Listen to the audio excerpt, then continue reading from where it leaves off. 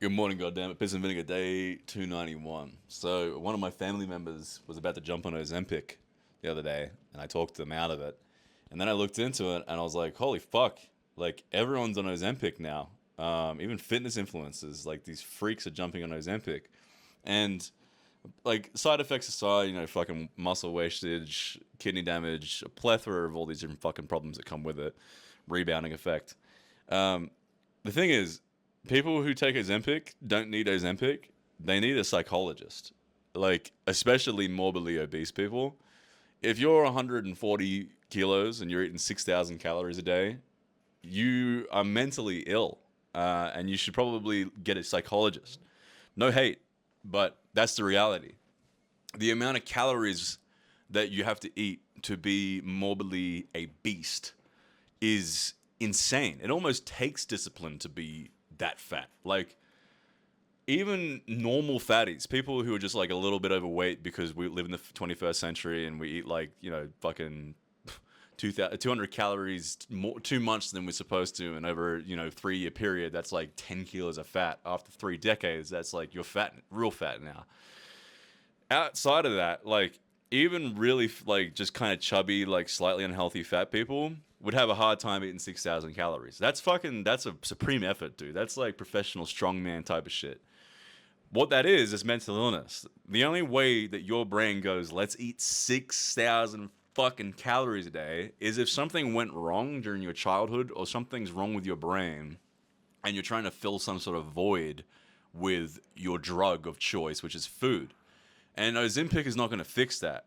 You can get Ozempic and it will lower your adrenaline levels and do all the different fucking biochemical bullshit that it does to make you not want to eat. As soon as you jump off it, all of a sudden, cool, you've lost 100 fucking kilos, you're a 70 kilo person now.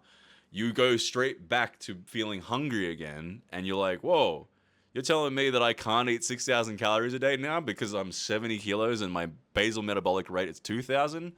Fuck you, I'm eating 60,000 calories. I'm going to go back to 170 kilos. So everyone that's taking Ozempic's rebounding anyway. So that's the first thing, is like, if you're fucking huge and you're really obese, no hate, but you need a psychologist because that's mental illness. Food's a drug. And furthermore, if you're like my family member who's just a bit overweight, maybe you're overweight, maybe you're getting closer to obese, but you're just like a victim of the times. You're just eating an excessive amount of calories because food's highly palatable and fucking processed now, then I would argue that that's still mental illness. There's a reason why you can't stick to a, slight deficit for 3 months and do a bit of cardio every day.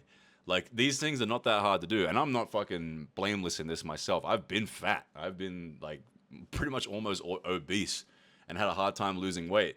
And it wasn't until I admitted to myself the reason I couldn't lose the weight wasn't because I don't have discipline. It's because I was fucking depressed and mentally ill. I couldn't get my head around the fact that food is an addiction.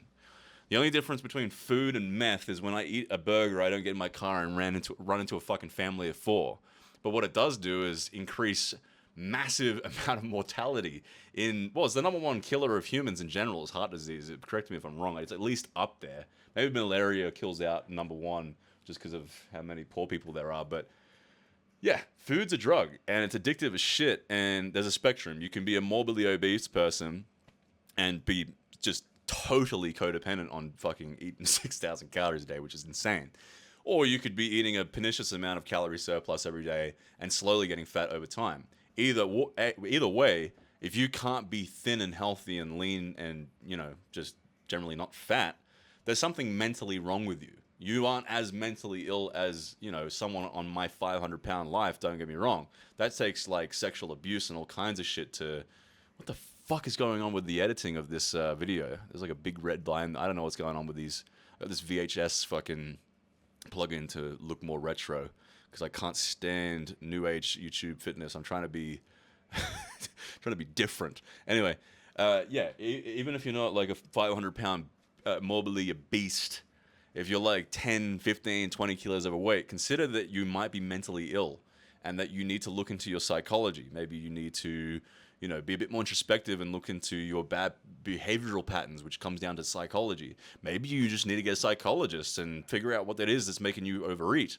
But it sure as shit ain't Ozempic, because that ain't going to be long term. You got to figure out what the fuck's wrong with your brain first before you take Ozempic. Anyway, that's it for today. Peace out. Bye.